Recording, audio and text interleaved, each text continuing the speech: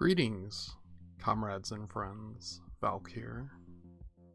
This video will be a rough one, and very different from my usual content. The following trigger warnings for this video will appear on the screen now. My hope with this video is to show so many of my trans siblings and two-spirit comrades who may be in a dark place, that we have a path forward in this difficult time.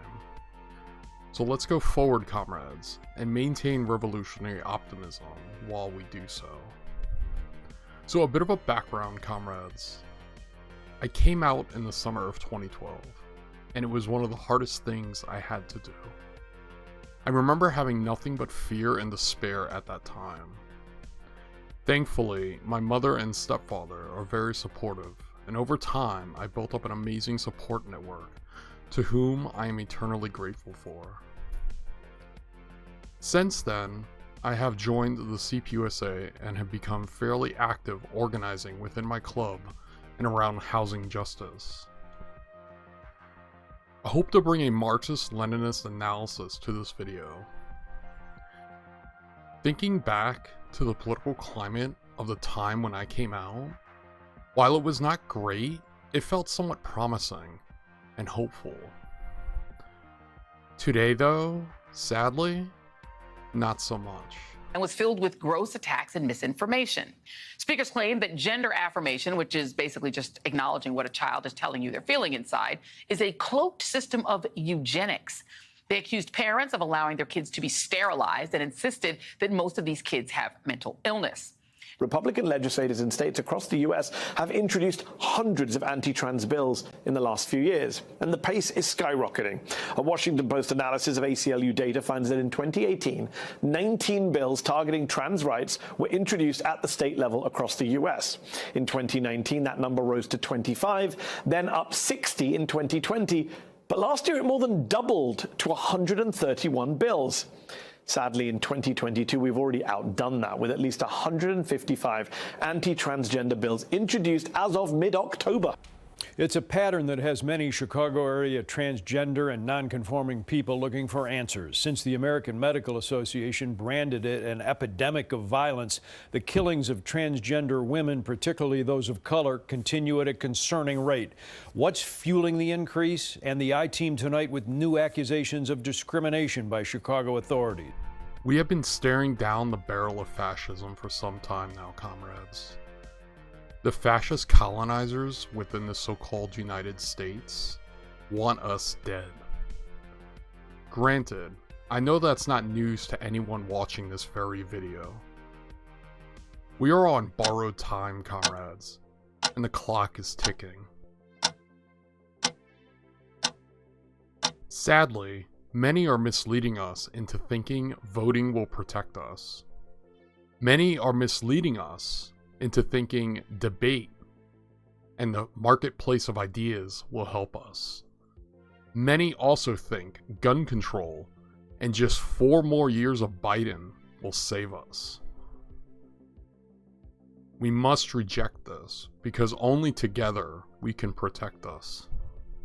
None of these reactionary ideas will save us, for the only thing that will save us is revolutionary struggle. It is within this revolutionary struggle that we will survive and thrive. How will this hypothetical revolutionary struggle happen, one might ask? Well, friend, I am glad you asked. Granted, all of the following ideas proposed are merely that, just ideas, and are simply theoretical for myself. One trans communist within the belly of the beast. This analysis is merely something that I identify as lacking within our struggle. I must stress that this is not the end-all, be-all solution, either, as many other comrades will have critiques and theory going forward. Comrades, I ask that you hear my thoughts and ideas.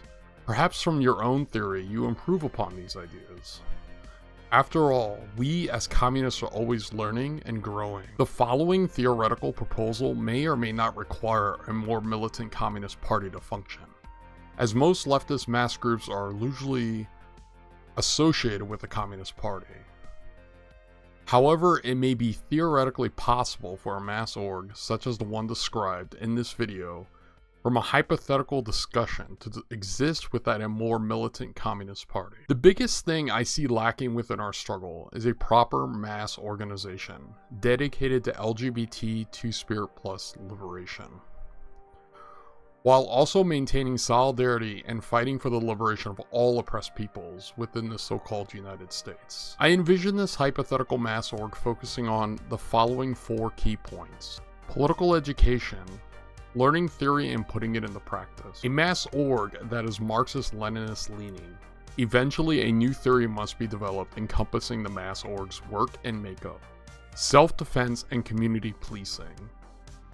Think of this as the Black Panthers model. And lastly, any and all work within this hypothetical mass org must center around land back, decolonization, and black liberation. Some might say, well, you mentioned CPUSA, so why this proposal of a hypothetical mass org? Despite being a current member of CPUSA, from personal experience and analysis, the party simply lacks the militancy and discipline to carry out such tasks. This is not to say there are not principled comrades within the organization. It would take a major restructuring within the party to put it on the trajectory of a mass org envisioned in this video. This is also not to say the CPUSA themselves do not organize around trans rights or our resistance, but it sadly always seems to devolve into vote blue no matter who. Not to mention certain folks in CPUSA, and mind you, I say certain folks, have a settler mindset and are plagued with a Euro-colonial mindset when it comes to theory. Another question someone may ask is, who would lead this org? Well, this is a fairly good question. Anyone leading such a revolutionary org needs to lead by example and have the utmost discipline and trust of fellow comrades. Ideally, this hypothetical mass org would be led by BIPOC comrades who are LGBT Two-Spirit Plus. Sorry, fellow whites, this is not something we lead, but instead we can participate and support and learn from our BIPOC comrades within this hypothetical mass org. It must be urged that the settler class has no business leading revolution on stolen land. Many may disagree with this stance, but I encourage you to read the colonial theory to have this understanding. It is imperative that this revolutionary struggle not be co-opted by the settler class. We must stand with and support the colonized masses on all levels. We will start with the first point, political education. First and foremost, this hypothetical mass org must learn from our revolutionary LGBT Two-Spirit Plus history. We need to know our Marcias, our Sylvias, our Leslies, and the history going further back regarding our struggles, such as decolonial resistance and Two-Spirit history. Then this history must be crafted into a proper curriculum for fellow comrades. We must also learn from Marx, Engels, Stalin and Mao, Ho Chi Minh, Huey P Newton, Che, Fidel, the Juche idea, modern-day Cuba, China, DPRK, and Vietnam. Modern decolonial theories such as literature from the Red Nation, to name just a few. This all must be put into proper curriculum centering land back and decolonization. Finally, this hypothetical org would develop a proper analysis of today's conditions, and with the theory listed above, a new theory over time is forged and adapted to our conditions. Along the way, as we learn and grow as a mass org, the theory must be put into practice according to the material conditions present and refined over time according to its success and failures. This ensures that we would learn and grow as communists, which leads us to point 2, a mass org. The key to a hypothetical mass org such as the one discussed in this video must first and foremost be attached to the masses at the hip. The masses in this case are consisting of the most exploited and oppressed peoples in this settler colony. Houseless folks, Black and Indigenous people of color, LGBT Two-Spirit Plus, immigrants, and the working class. This hypothetical mass org has no desire to appease or tail oppressors. They, the oppressor, has spent hundreds of years killing us. They are an illegal occupying colonial force on stolen lands. This mass org must agitate the masses on all levels to liberate themselves from the oppressor. Voting is nothing more than a distraction, an insidious ploy to crush revolutionary spirit. I ask you this: should the masses choose which oppressor will oppress them at the ballot box? Obviously not, for that is a contradiction within itself. The other path forward for this hypothetical mass org is to build dual power within communities. This mass org must show up, get involved, and support the masses on all levels possible to win over their hearts and minds. Serving the masses is the highest honor for us communists, and one to not take lightly. So many people are suffering under this system, it is our duty as communists to carve them a path to liberation. Which brings me to point 3, self-defense and community policing. Now, first and foremost, before we proceed, I must stress that I am in no way advocating for violence or calling for violence in this video or section. Someone going out on their own and committing violence achieves nothing for the movement, and will only hurt our efforts as communists. With all that being said, let's proceed. The first thing I will say regarding self-defense is not everyone can or wants to own a firearm for various reasons.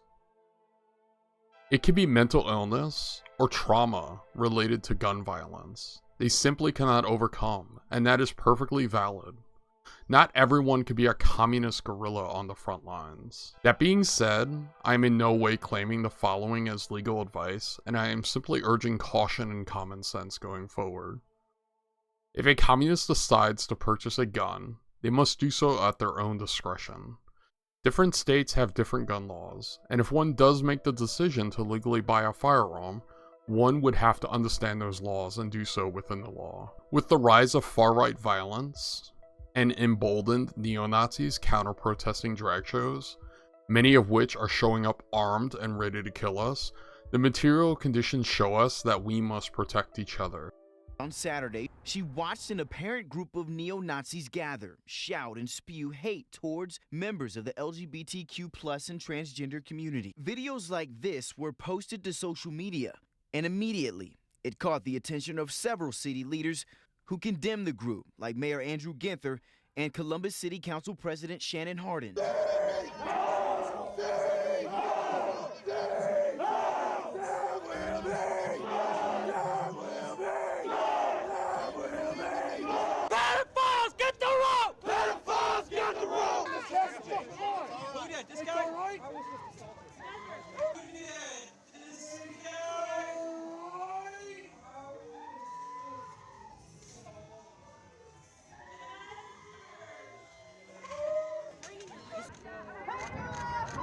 Are you guys National Socialists? What's the political orientation? Ohio? What do you mean by the? I heard the slogan Weimar Condition. What do you mean by that? Weimar in the Weimar Republic. It was right before Hitler took power. It was degeneracy. That's the first ever transgender clinic. It was in Berlin, Germany. It's the Institute of Sexology. Albert Hirschfeld, a Jew, coincidence I'm sure, started it, and the Hitler Youth burned it to the ground. They always tell you what books they burned. They always tell you they burn books. They never tell you what books they burned, and that was it. This hypothetical mass org must instill proper training and discipline to comrades. Training in self-defense must be rigorous and frequent to strengthen comrades against the fascist violence threatened against us. Merely owning a firearm isn't enough. You need to be able to use and maintain it properly, and have learned to do so before it could be a deciding factor in a life or death situation. Comrades with disabilities or chronic illnesses who cannot participate will have other roles in revolutionary struggle. Again, not everyone needs a firearm or needs to be a communist guerrilla on the front lines. There has, however, been some glimpses into what LGBT2 spirit plus self-defense looks like. With guns slung around their back, like rainbow patches. And I saw a trans patch, and I thought, I think they're friendly. These comrades showing up armed to this drag show is the kind of self-defense I'm talking about. Now imagine that on a larger scale, encompassing all the mechanisms within this hypothetical mass org. The oppressors would tremble. We must also police and protect our communities. Think cop watching, but on a larger scale. Any unarmed people are slaves, or are subject to slavery at any given moment. If the guns are taken out of the hands of the people, and only the pigs have guns, then it's off to the concentration camps, the gas chambers, or whatever the fascists in America come up with. One of the democratic rights of the United States, the Second Amendment to the Constitution, gives the people the right to bear arms. However, there is a greater right, the right of human dignity that gives all men the right to defend themselves. Huey P. Newton. This is as far as I can suggest regarding self-defense and community policing, especially in regards to terms of service. Above all else, our safety and the safety of the masses must always be taken into consideration. On to the fourth and final section of this hypothetical mass org, land back and decolonization. This hypothetical mass org must put indigenous struggles at its center. The oppressors are an illegal occupying colonial force on stolen lands. This is why land back and decolonization must be intertwined into this hypothetical mass org's work. There is great confusion regarding land back and decolonization. This confusion comes from the settler and the colonizer, who spread lies and slander for such struggles. They, the settler and the colonizer, will have you believe that land back and decolonization is a code word for a white genocide. This lie of the settler and colonizer must be combated on all levels. To even give this backwards idea any thought is to flirt with settler colonialism itself.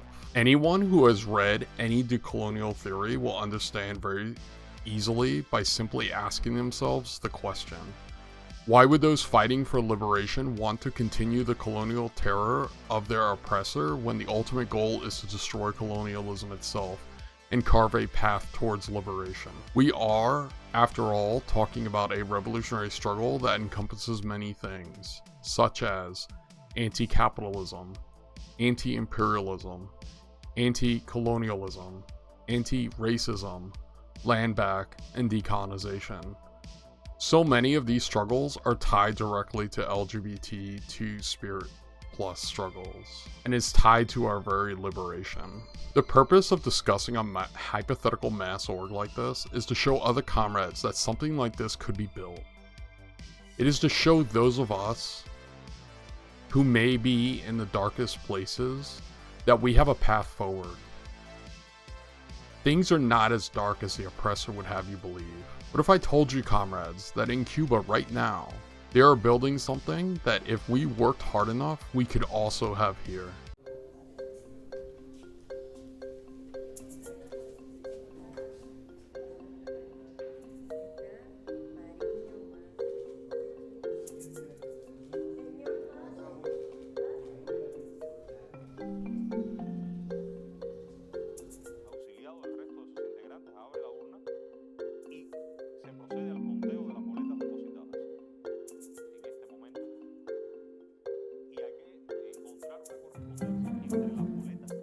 Estos resultados fueron validados por el Consejo Electoral Nacional y muestran una tendencia irreversible de este resultado, valga la redundancia, porque así lo ha cotejado y validado el Consejo Electoral Nacional. De esta manera podemos anunciar que el Código de las Familias ha sido ratificado por el pueblo.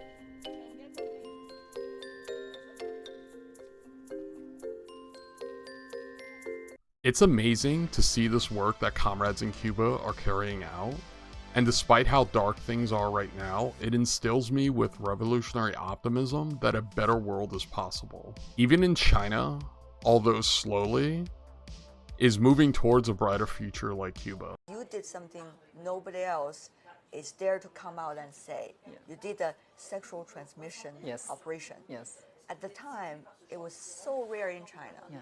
Even today. How did you have the gut to do it?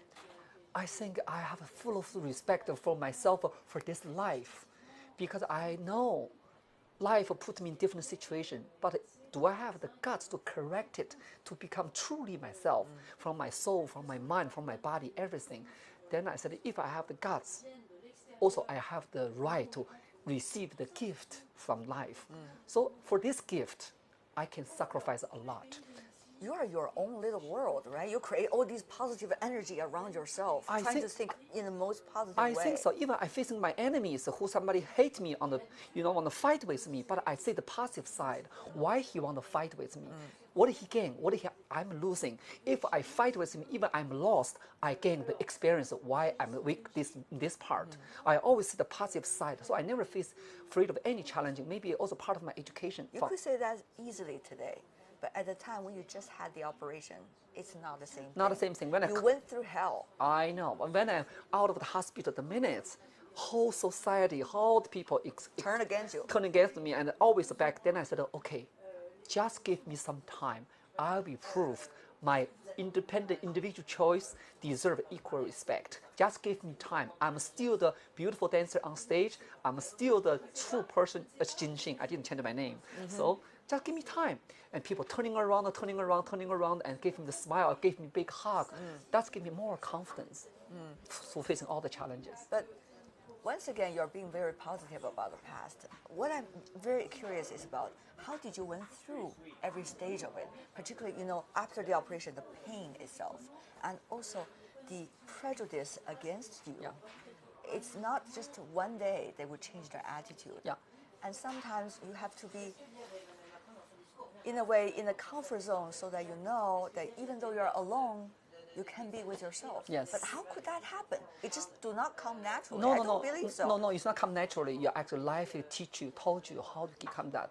Sound like a philosopher today. No, life yes, exactly. Then, no, when I've been through a terrible time, I also like normal people. I'm crying. I just hold my body sucking with all any energy. Front of my eyes, completely no hope, no vision. But I always thinking, okay, this is not the end of the world. How did you know? If I'm still breathing, next morning I'm still wake up. That means I still have the chance. So, okay, what can that be? Some people may be better than you. Some people may be worse than me. But it's okay. Everybody taking their life. You made your choice. Why you complain? Nobody forced you to change your sex. Right. Comrades in Vietnam are hard at work as well. We can have all of this and more if we actually fought for it. But that will take a mass org, as discussed earlier.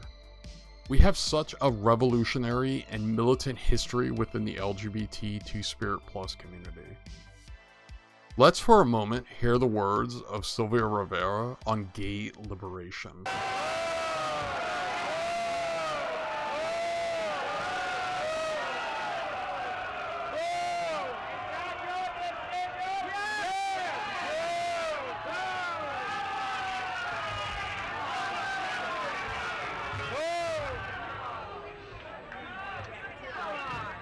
Y'all better quiet down.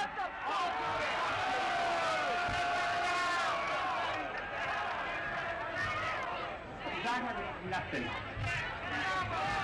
I've been trying to get up here all day for your gay brothers and your gay sisters in jail that write me every motherfucking week and ask for your help.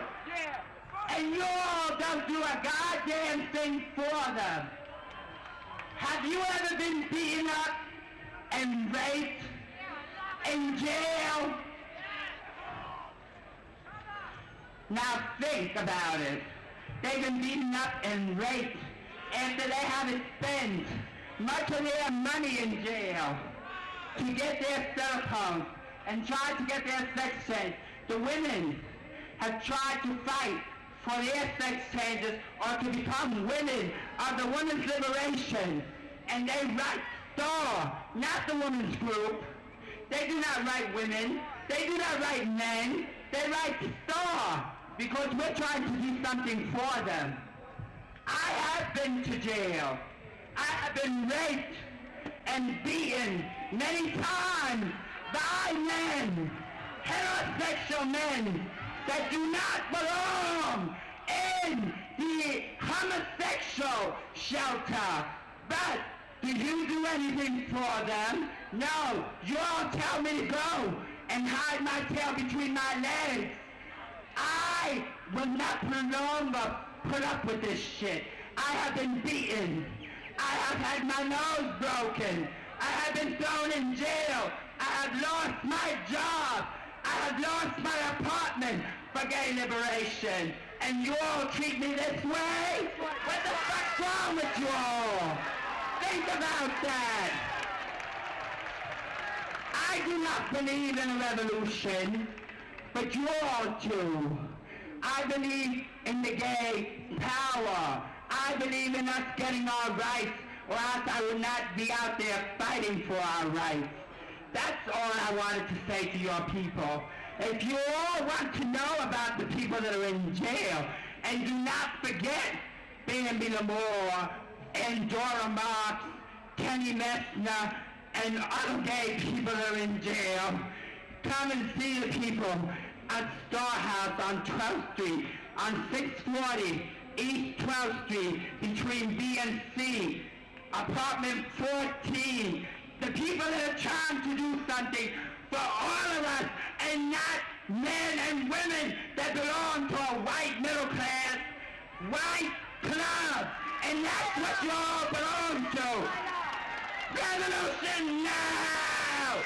Give me a G! Give me an A! Give me a Y! Give me a P! Give me an O! Give me a W! Give me an E! Give me an R! Gay power! Louder gay power! This is the history the oppressor keeps from us. Did you know that our history is even tied to the solidarity of comrades in Vietnam when they were fighting the American imperialists? Let's hear the words of Leslie Feinberg on the meaning of international solidarity. You could find us at every demonstration against the war in Vietnam. In fact, we carried, before we had a pride flag, we carried the North Vietnamese flag as our pride flag. Now, you could hear that now and think, well, that's interesting, but it wasn't just an abstract thing. And by the way, I know there's some people who have to leave it for a nursing class here. Nobody's going to look at you funny when you go. I know people are starting to be nervous about, don't worry, you go with our grace. So, the Gay Liberation Front and the Third World Liberation Front named themselves in solidarity with the North Vietnamese people at a time when that was considered treason. That's like now coming out and defending the resistance of the Iraqi people, the Palestinian people, the North Korean people, the Iranian people, the Cuban people.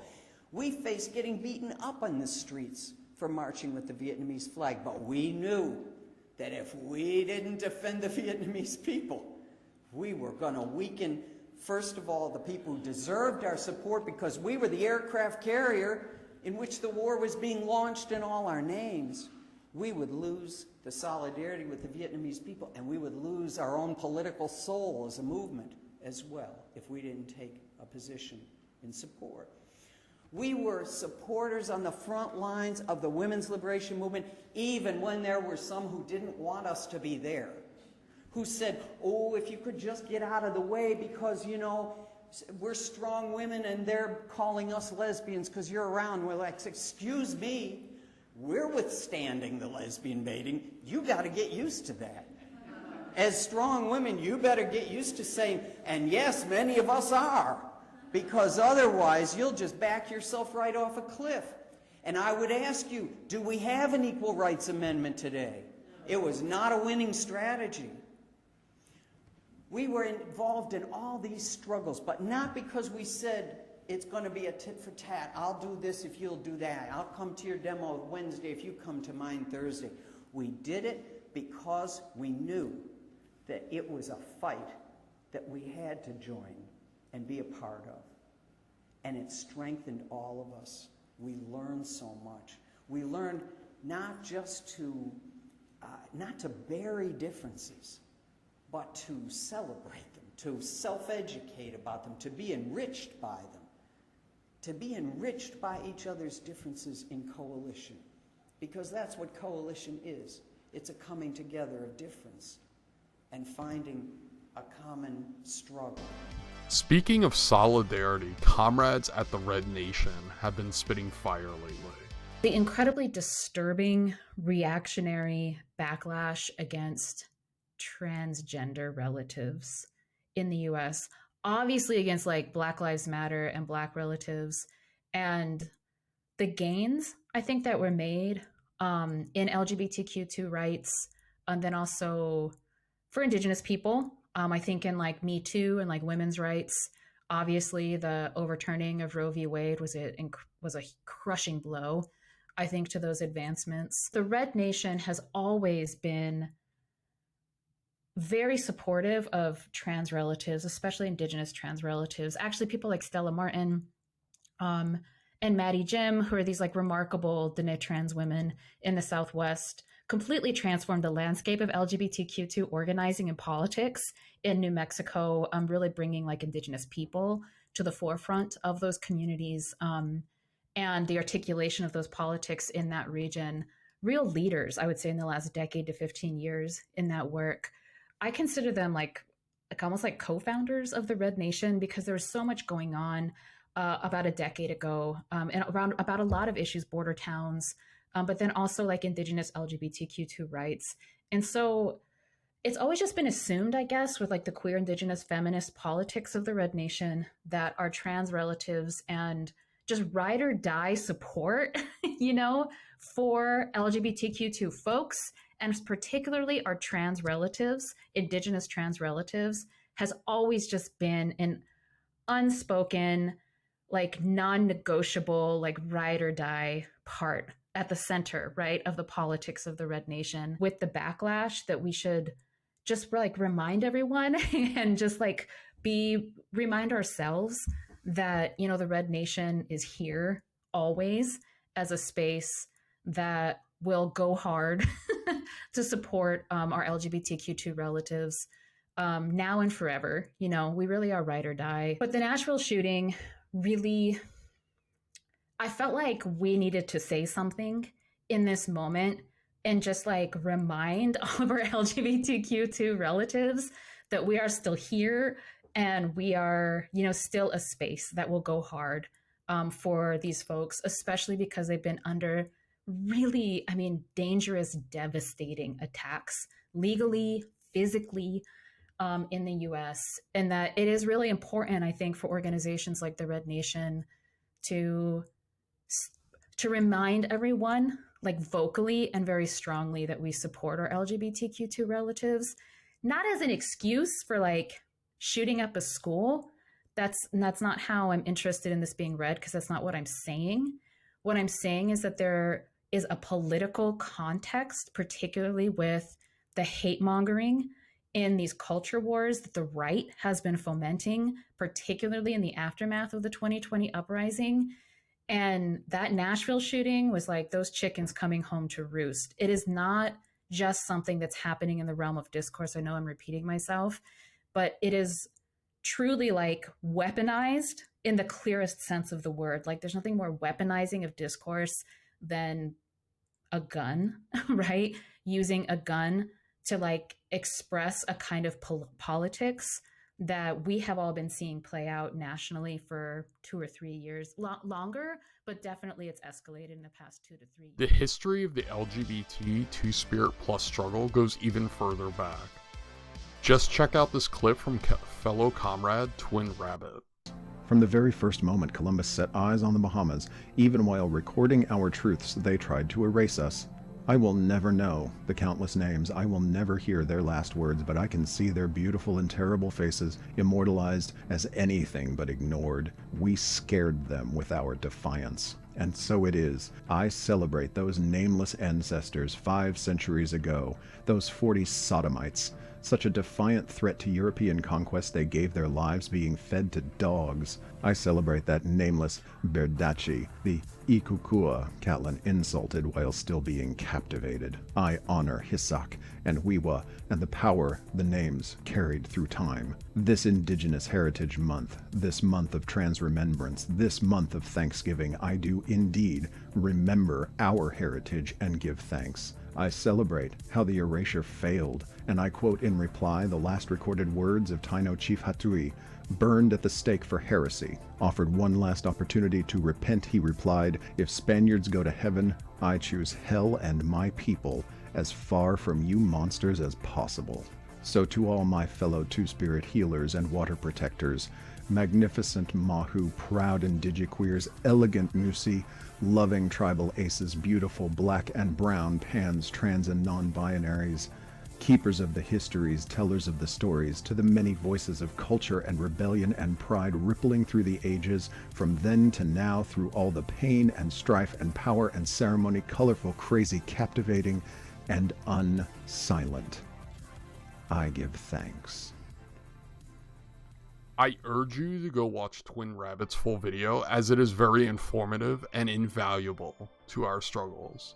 You know, thinking back to why I made this video, there's a clip from comrades EJ and Luna Oi from Non-Compete that sparked a lot of this video's ideas. So I had a video about trans power, okay? So I'm non-binary, Luna's bisexual. We very strongly support the LGBTQ plus community. Yeah. Obviously, as members of the community. But I think it's time for us to move away. And I talked about this. If you want my full articulated thoughts on this, you can check out my most recent video.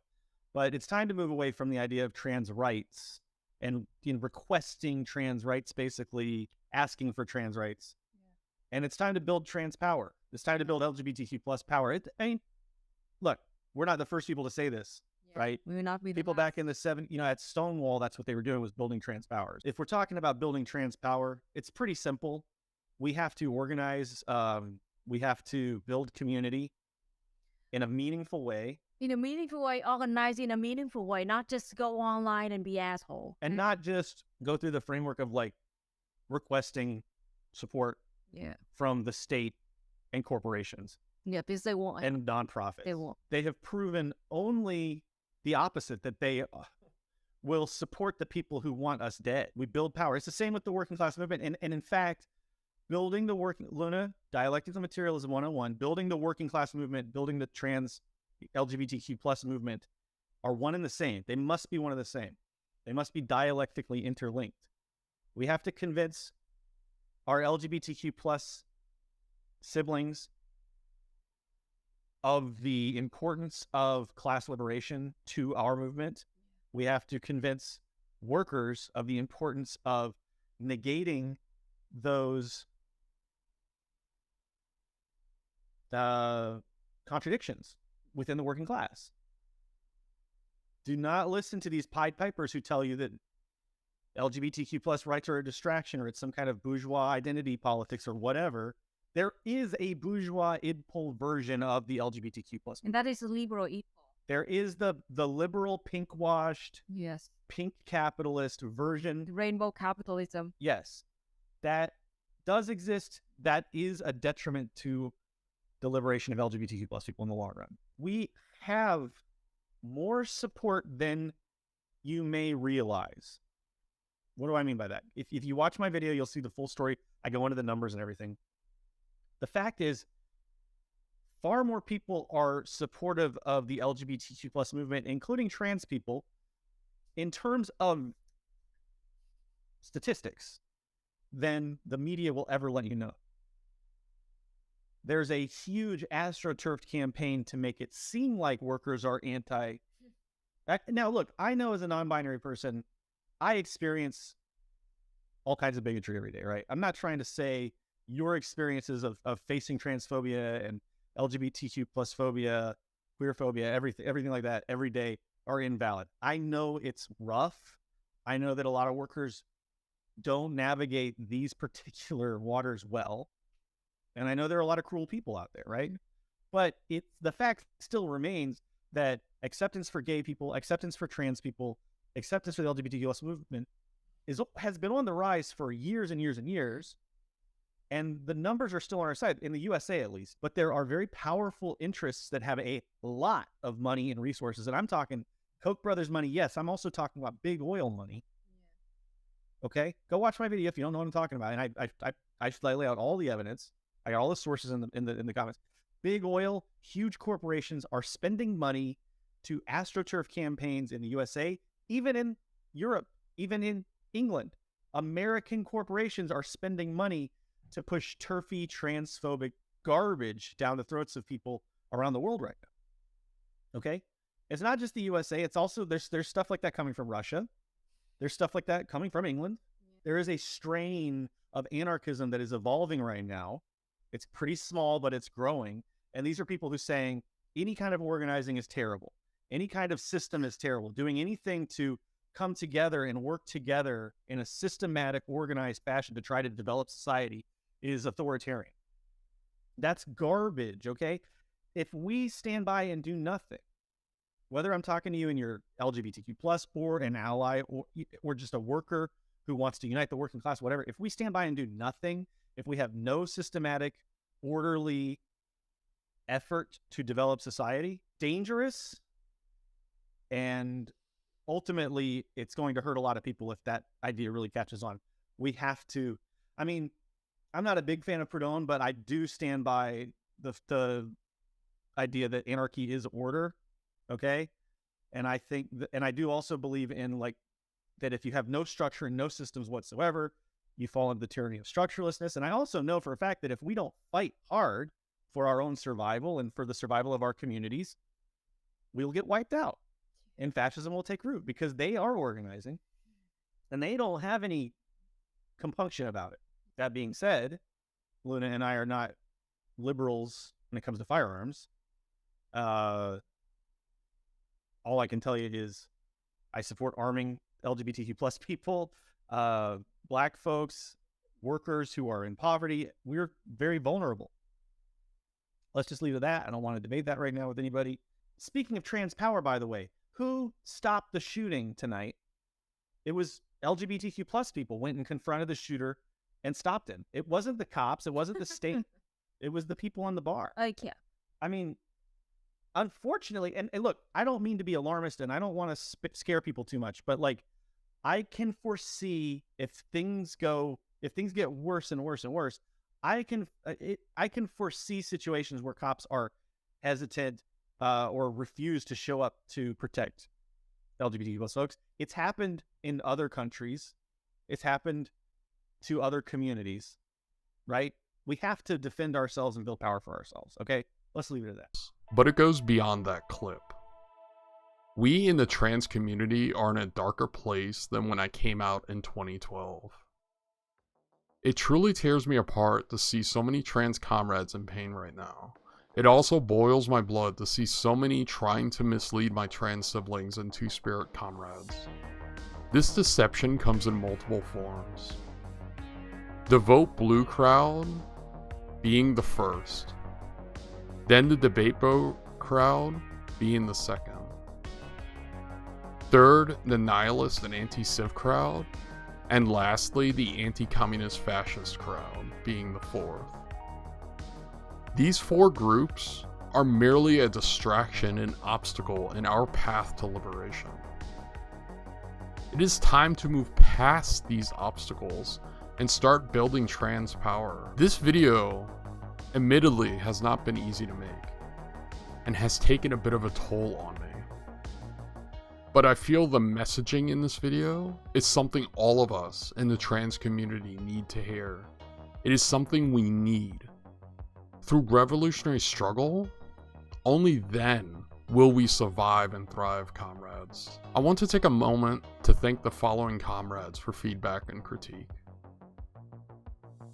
To Comrade Millie for always lending an ear in times of need. To Comrade Kimmy for her critique and discussion regarding this video, as well as being an amazing and wholesome human being. Comrade Simon for being so supportive and providing feedback. Comrade Gotts for always providing knowledgeable discussions. Comrade Annie for the last words of encouragement prior to making this video. To ComradeCleverName for providing this amazing trans flag in the background. And to FamousHorse for the inspiration and motivation in doing what I'm doing now. Lastly, to my partner Vivian for being an amazing and loving partner who has taught me so much and helped me grow. I love you so much. And there's so many more I simply cannot name, but all of you know who you are. Without them, this video would have never been made. Lastly, please stay safe. Take care of yourselves, and let's build something beautiful. Red salutes, comrades.